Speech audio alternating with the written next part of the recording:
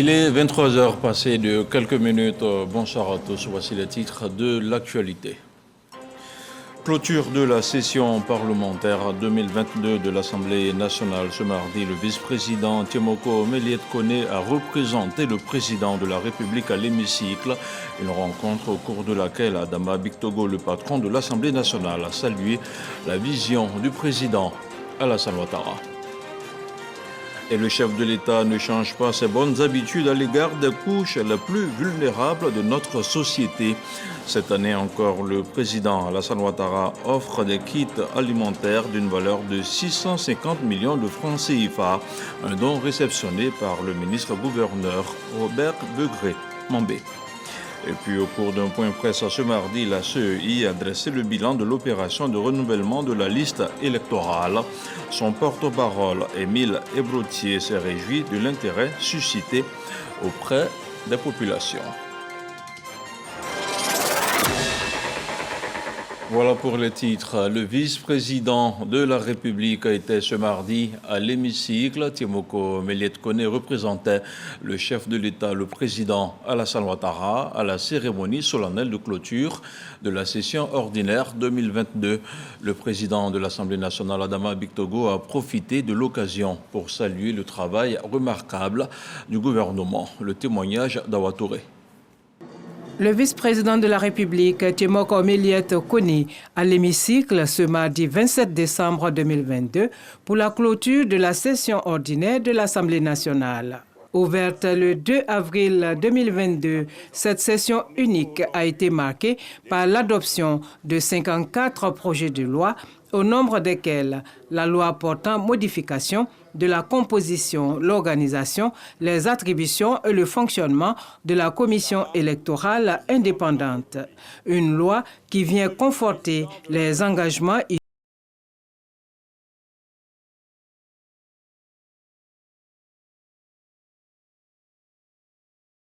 2022, le président de l'Assemblée nationale, Adama Bictogo, a tenu à rendre hommage à son prédécesseur, Amadou Soumaoro. Au cours de cette session que nous clôturons aujourd'hui, l'Assemblée nationale a connu un événement douloureux, notamment le décès de feu l'honorable Amadou Soumaoro, ex-président de notre institution. À la mémoire de cet homme d'engagement, je voudrais humblement nous inviter à rester en prière afin que son âme repose en paix.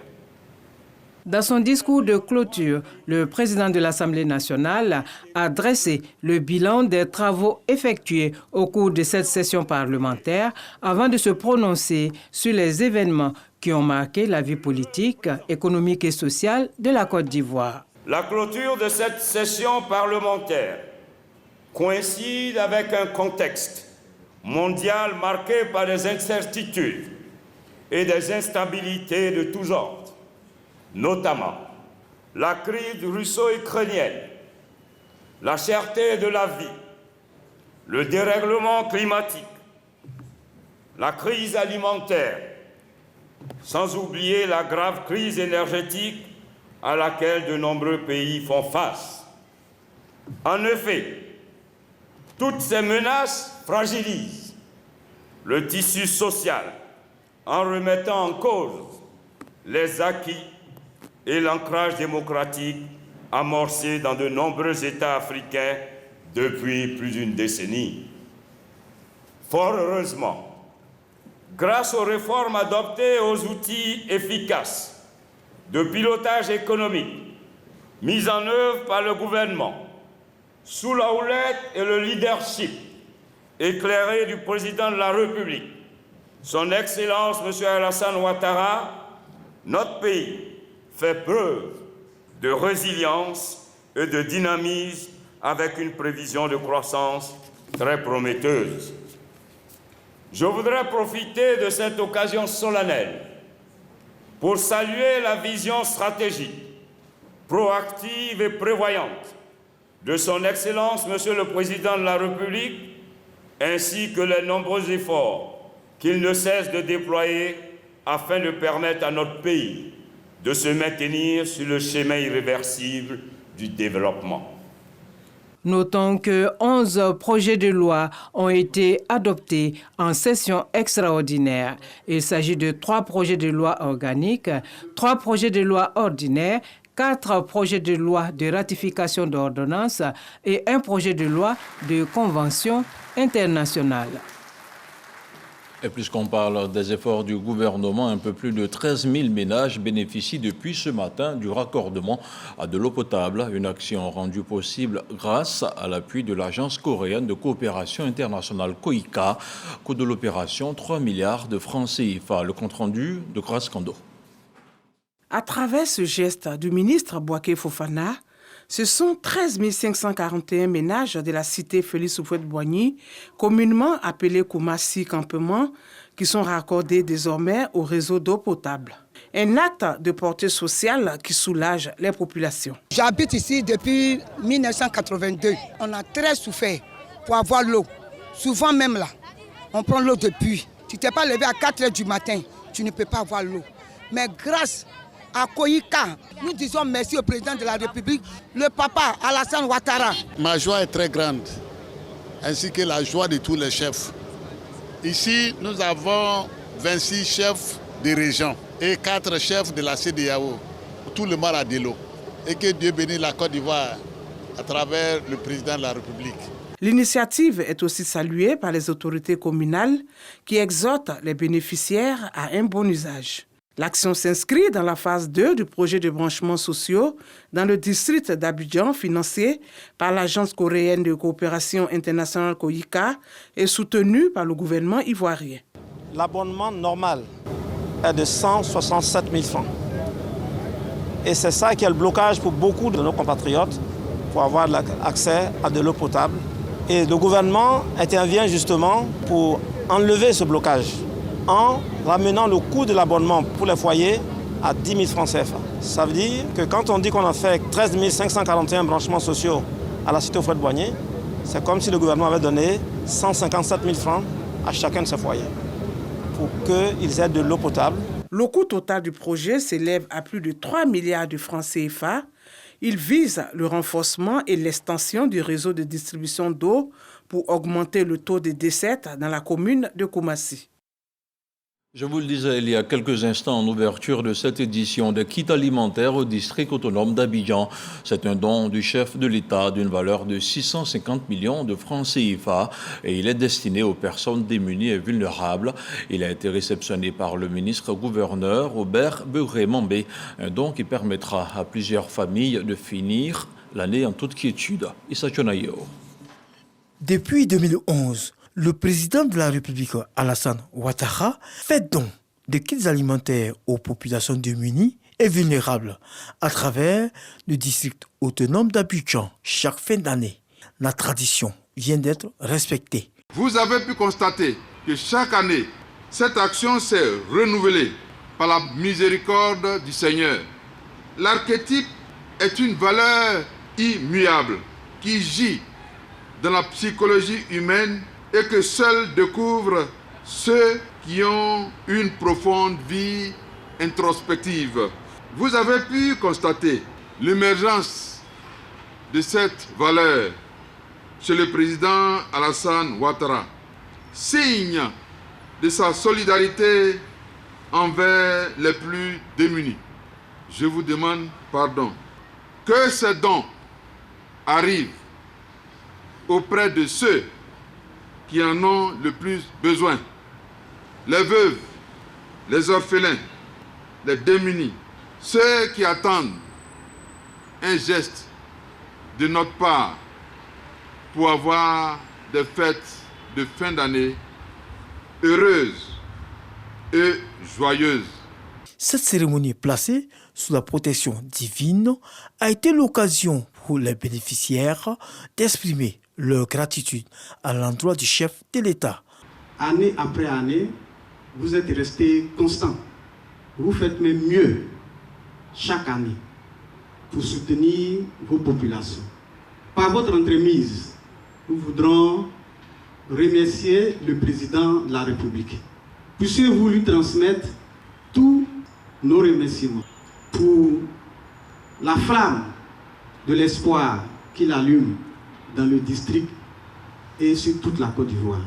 Ce don d'une valeur de 650 millions de francs CFA sera distribué aux populations des 13 communes du district d'Abidjan. C'est une information capitale pour les populations ivoiriennes. Il n'y aura pas de rupture de volaille sur le marché durant les fêtes de fin d'année. Les différents stocks sont approvisionnés en quantité et en qualité suffisante avec un prime des prix abordables pour le consommateur lambda.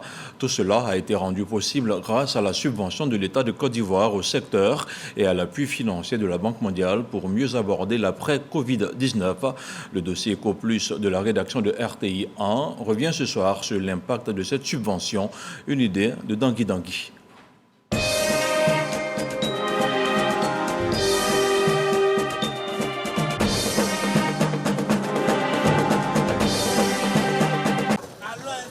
Lendemain de la fête de Noël, au marché de volaille de Port-Baudeux, l'un des plus grands de la commune de Yopougon. Ici comme ailleurs, le poulet n'a vraiment pas manqué sur le marché. Voici, il y a eu des poulets sur le marché. On prend à 3 300, on donne 3 500 aux gens. Et le détail là, il vend à 4 000. Idrissa croit savoir pourquoi le poulet n'a pas manqué sur le marché, malgré les zones de turbulence que la filière avicole a traversées. C'est l'État qui a aidé les éleveurs là. Il y a des poulets qu'ils ont donnés aux éleveurs cadeaux. Et puis, aliments, tout ils ont donné. Le marché de volaille est bien approvisionné et offre des produits à des prix abordables, estiment les clients que nous avons rencontrés. L'année passée, moi, j'ai payé le poulet à 4 000. Si cette année, je paye à 3 500, 4 000, je me dis que c'est bien. Cette configuration du marché, marquée par un approvisionnement suffisant de volailles et à des prix abordables, est le fruit du soutien de l'État à la filière avicole. Et nous pouvons affirmer aujourd'hui que sans l'appui du gouvernement, la filière ne serait pas debout parce que tout simplement depuis 2020, nous avons connu une série de difficultés très fortes. Ce soutien à la filière avicole a été piloté dans le cadre du projet de solutions numériques pour le désenclavement des zones rurales et de l'e-agriculture PSNDA. Avec l'appui financier de la Banque mondiale, l'État de Côte d'Ivoire a distribué 5 millions de poussins et 10 000 tonnes d'aliments à 475 aviculteurs. Quelques semaines avant les fêtes de fin d'année, responsables et experts du PSNDA se sont rendus à l'est de la Côte d'Ivoire sur quelques fermes bénéficiaires de cette subvention pour, entre autres, prendre la mesure de l'impact de cette subvention sur la production de la volaille. Bienvenue à Anuanua, petit village situé dans la commune d'Abengourou, où se trouve la ferme de Louise, un des responsables des aviculteurs de la localité. Son activité a rebondi grâce à la subvention de l'État. Quand il y a eu la crise de Covid, moi en ce temps, j'avais plus de 5 000 poulets de chair que je devais vendre pendant les fêtes de Pâques. Et comme les maquis étaient fermés, à Abidjan aussi, j'ai tout perdu. Et quand on a appris qu'il y a un projet, on ne croyait pas au début.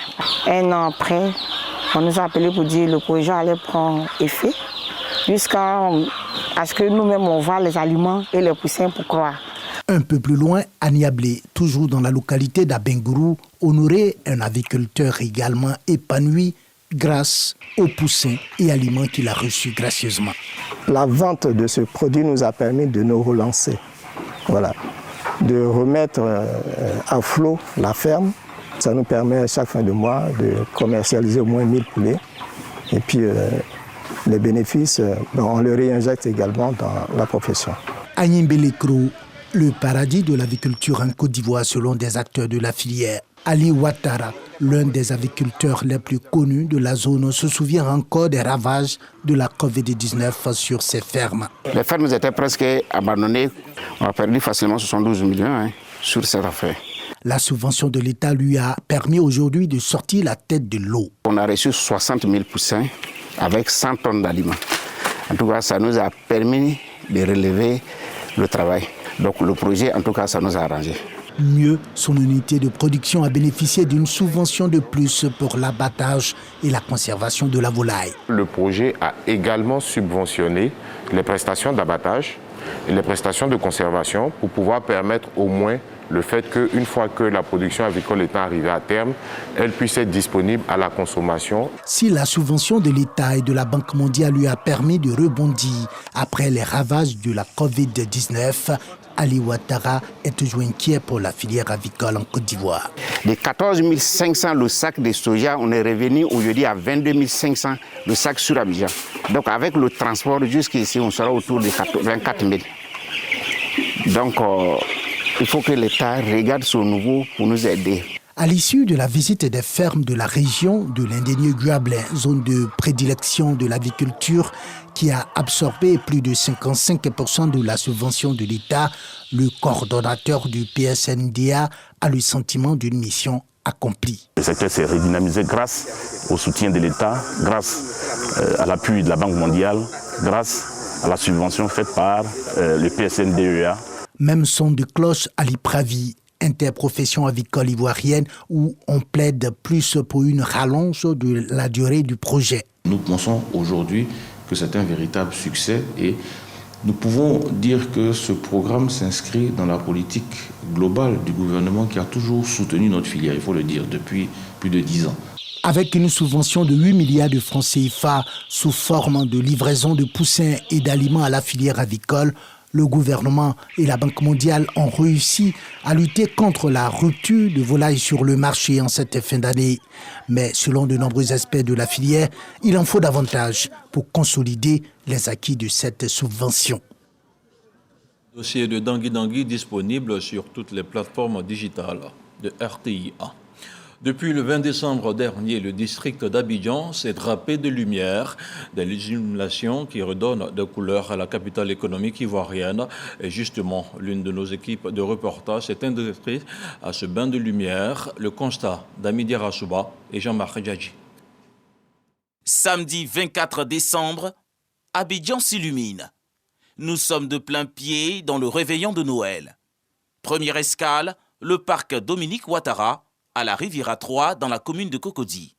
C'est magnifique, c'est très beau et c'est super pour les enfants, l'ambiance et on sent vraiment l'environnement de Noël en fait.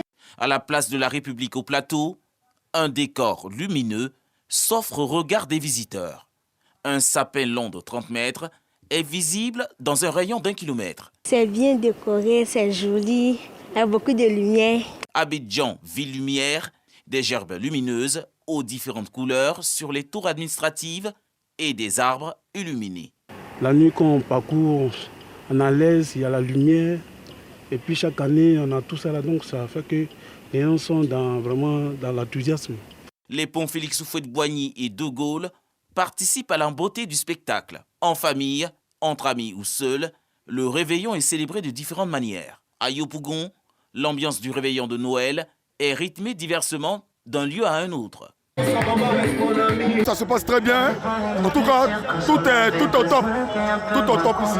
Comme de tradition, Abidjan et ses lumières demeurent l'une des plus grandes attractions des fêtes de fin d'année. Noël apporte à ce spectacle une note particulière. Grâce à la première dame de Côte d'Ivoire, des milliers d'enfants issus de milieux défavorisés connaissent la magie de Noël. À Korogo, par exemple, ils ont reçu des cadeaux des mains du député Lassina Ouattara. Des enfants qui n'ont pas manqué de traduire leur gratitude à leur maman, Dominique Ouattara, sur au Corona.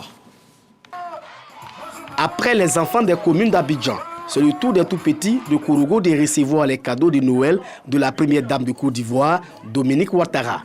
Ces gamins sont issus des centres sociaux, des orphelinats et également des enfants des forces de défense et de sécurité de Korogo.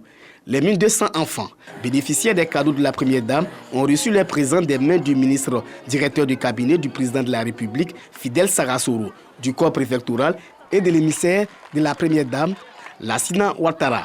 Pour la plupart de ces enfants, c'est la première fois qu'ils savouent la joie de Noël. Heureux, ces enfants traduisent leur reconnaissance à maman Dominique Ouattara. Grâce à vos actions en faveur de nous, vos petits-enfants, la joie de vivre est une réalité. Vous ne pouvez imaginer la joie que nous ressentons de vous voir tous unis, avec pour seul objectif de nous faire plaisir. À bébé Alassane Ouattara, ainsi qu'à son épouse, Mémé Dominique. Dites-leur qu'on les aime très fort.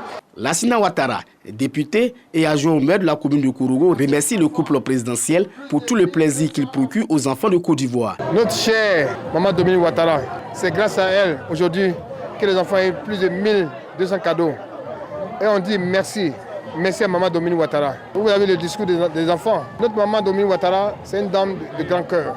Et nous, aujourd'hui, on prie Dieu qu'elle ait longue vie et santé. Surtout pour toujours donner encore à toute la Côte d'Ivoire. Danse et chants des tout-petits ont donné une coloration festive à cette célébration de la Noël à Kourougou. Et en marge de la fête de Noël, l'ONG KS Vision vient de distribuer des centaines de kits scolaires et des tables bancs dans la sous-préfecture de Séchy. Les meilleurs élèves des 12 écoles primaires ont également reçu des motos. Objectif, aider les démunis à poursuivre leurs études. Un reportage de Franck Quadio. 500 kits scolaires, des tables bancs et une moto. Des dons pour soulager les parents d'élèves démunis de la sous-préfecture de Séchy dans la Nibitiassa sud-ivoirien. Valeur du don, 4 millions de francs CFA mobilisés par une ONG locale, KS Vision. C'est par l'éducation que je me suis réalisé. Donc, c'est, comme on le dit, c'est le retour de l'ascenseur que j'ai fait. Tout ce qui va dans le sens de l'éducation des enfants, il faut encourager. C'est ce que je continuerai de faire. Et je demande aux enfants quand même de prendre l'exemple, ceux qui n'ont pas pu avoir les cadeaux aujourd'hui, de suivre le pas des premiers. L'année prochaine, peut-être qu'on va élargir. Les autorités administratives et coutumières valident l'initiative. Elle vient, selon eux, à point nommé. Ça fait déjà la 3e fois qu'ils marquent des actes comme ça. Et nous, à l'éducation nationale, ce sont des actes qu'on n'oublie pas. Ça fait la 2e année consécutive que je participe à cette activité de récompense des meilleurs élèves du primaire de la sous-préfecture de Séchy.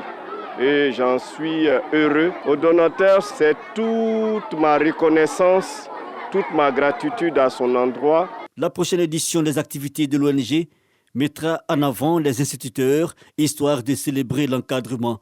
Soumaïla Kanté, le président, entend aussi encourager la scolarité de la jeune fille dans la localité. Autre chose, à présent, le 19 novembre dernier, la Commission électorale indépendante CEI a procédé au lancement officiel de l'opération de révision de la liste électorale 2022. Pour cette opération, la CEI a mobilisé plus de 2500 équipes sur le terrain. Sensibilisation de masse porte-à-porte, rencontre des autorités administratives et coutumières. Tout a été mis en œuvre par les premiers responsables de la Commission en charge des élections pour inciter les électeurs à se signaler, principalement les jeunes. L'opération prévue pour s'achever le 10 décembre dernier a été finalement prorogée jusqu'au mardi 20 décembre, une date qui marquait la fin de l'opération sur l'ensemble du territoire national. À l'issue donc de cette opération, la Commission électorale s'est réjouie de l'intérêt suscité auprès des populations et des parties prenantes. Elle a fait le point du recensement électoral. C'était au cours d'un point presse qui s'est déroulé au siège de l'institution. On écoute son porte-parole principal, Émile Ebrotier, il est au micro de Sidonie Davila. À l'issue de cette phase, la Commission électorale indépendante se réjouit de l'intérêt que celle-ci a suscité auprès des populations ivoiriennes et des parties prenantes au processus électoral. La Commission électorale indépendante a cependant noté, dès l'entame de cette phase de recensement, quelques incidents et impairs. Elle voudrait rassurer la population ainsi que les partenaires au processus électoral de l'intérêt qu'elle porte au traitement de ces incidents et au comportement tendant à contrevenir aux dispositions de l'article 9 du Code électoral qui prescrit que quiconque s'inscrit sur la liste électorale d'une circonscription électorale où il n'a ni son domicile, ni sa résidence, ou dans laquelle il n'est pas inscrit au rôle des contributions, ou n'est pas immatriculé, est puni d'un emprisonnement de 6 mois à 1 an et d'une amende de 500 000 à 1 million de francs. La commission électorale indépendante tient encore à rassurer qu'elle usera de tous les moyens légaux et techniques pour déceler, lors du traitement en cours et du contentieux à venir, toute personne ou entité qui aura tenté de s'inscrire ou de faire inscrire indûment tout individu sur la liste électorale. Elle invite donc toutes les personnes intéressées à se munir des pièces justificatives au soutien de leurs requêtes pour participer dans la discipline et sans violence au contentieux dès l'affichage de la liste électorale provisoire dont la date sera fixée et largement communiquée dans les semaines à venir.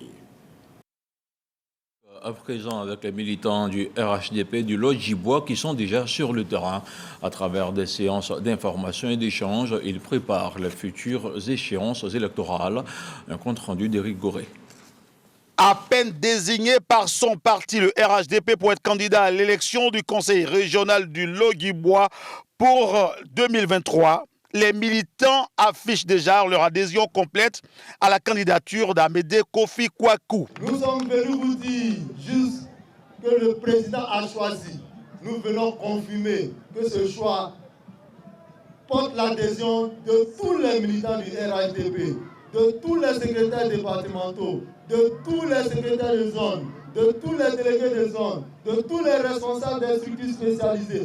Et de façon spontanée, ils sont accompagnés par les associations de jeunesse et de femmes de la région, tous mobilisés pour battre le record dans les urnes.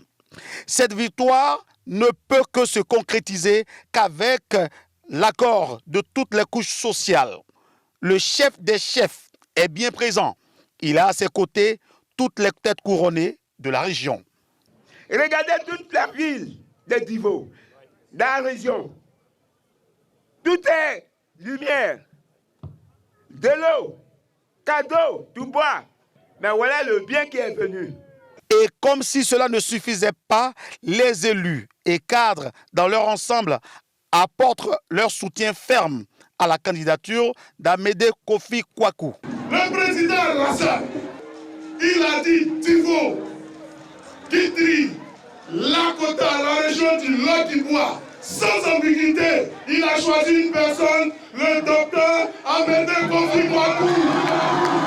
Le constat est clair et force est de reconnaître que la direction du parti des Oufouettistes a fait ses choix en toute indépendance et en dehors de toute pression, en faisant référence aux militants de base.